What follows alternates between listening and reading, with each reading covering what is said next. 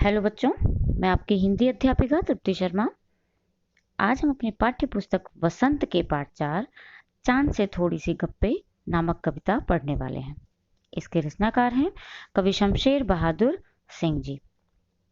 इस कविता द्वारा कवि ने एक 10 से 11 साल की लड़की की मनोव्यथा का वर्णन किया है।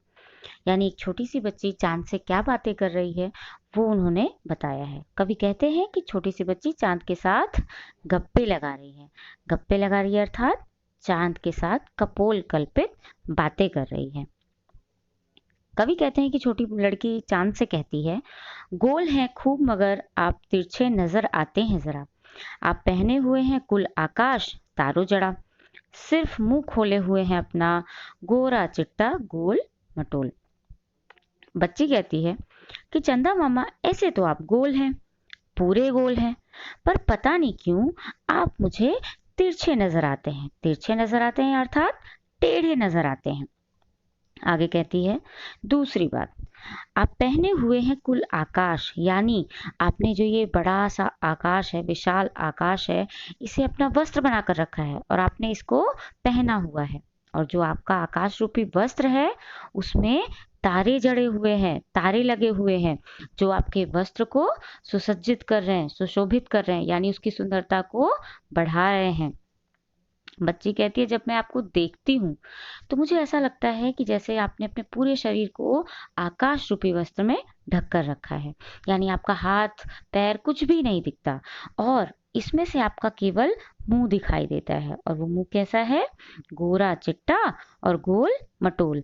यानी बच्ची कहती है जो आपका चेहरा दिखता है वो गोरा यानी सफेद है और गोल है।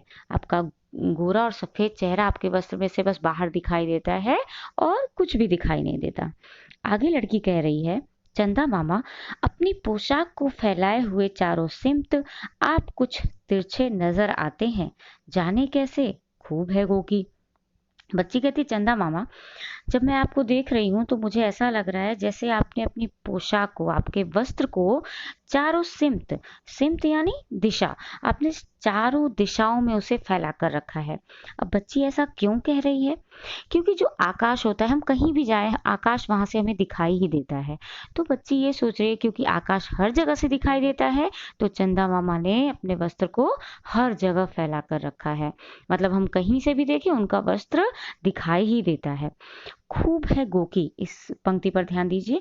गोकी यानी कि यद्यपि, वो बोलती है यद्यपि ये बात भी समझने वाली है, खूब है कि आप मुझे तिरछे क्यों नजर आते हैं, जाने कैसे मुझे ये समझ नहीं आता है।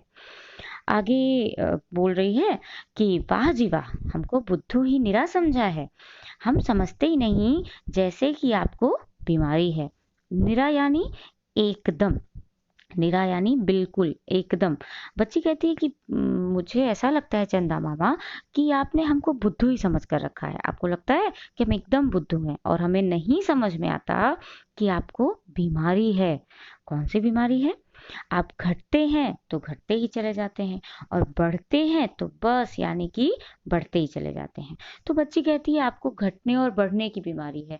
जब आप घटते हैं तो घटकर घटकर घटते ही चले जाते हैं और बढ़ते हैं तो बढ़ते बढ़ते बढ़ते ही चले जाते हैं।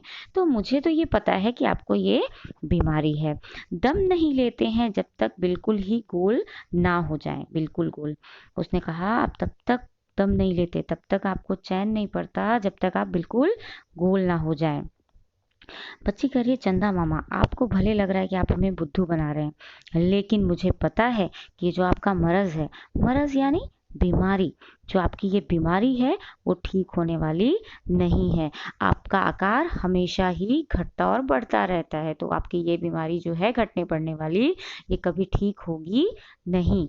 मुझे तो कभी नहीं समझ में आता कि आप किस आकार में, आपका एक आकार कौन सा है। तो मुझे लगता है आपको ये जो बीमारी है वो कभी ठीक होने वाली नहीं है।